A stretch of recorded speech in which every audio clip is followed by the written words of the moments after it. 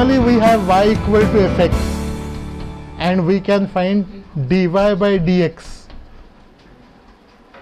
This is called as the total differential. It is not partial, it is a function of a single variable. But when there are two variables, say z is function of x and y, or we can go ahead and say that there is u which is function of x, y and z.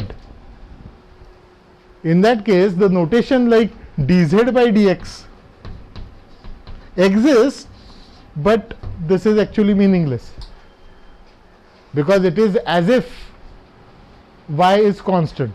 It is not the constant. These are variables. And what happens is value of z is dependent on x and y. Now there is a concept as who is dependent and who is independent. Here it was y is dependent and x is independent, but we can write it vice versa as x is dependent on y. We could have written it as x is equal to some g of y. Even that is possible. But here z is dependent and it is dependent on x and y. So if x changes, z will change, and if y changes, z will change, and if both change, still z will change. So what is dy by dx? It is change in y with respect to change in x. Now what should we write here? So we say that it is daba z by daba x. The notation changes and you will have to write it properly. It is change in z with respect to x, at that time obviously assuming y as constant. That is the assumption which we don't write, or it can be written as daba z by daba x with y as constant, could be another notation.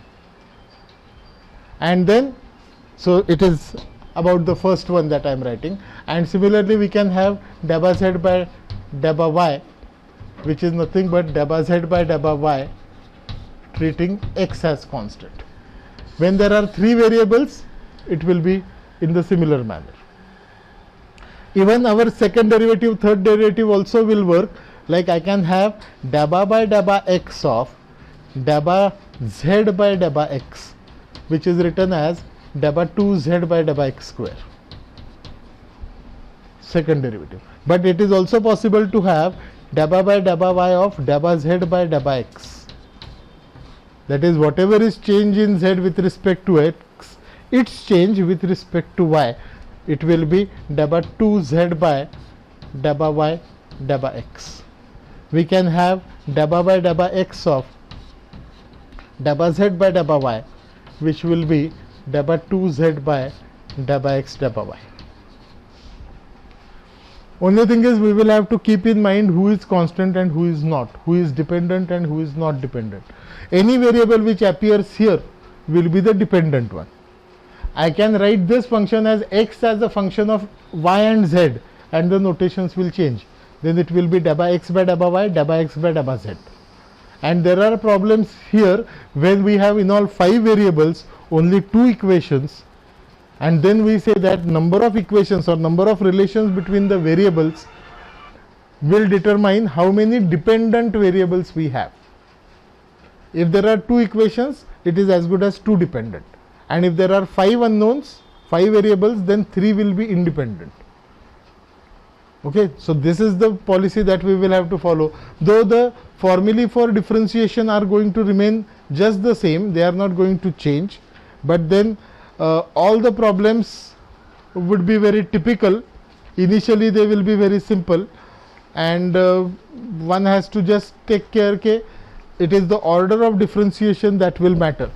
We can go ahead and have something like daba cube z by daba x daba y daba x, if we are required to find this.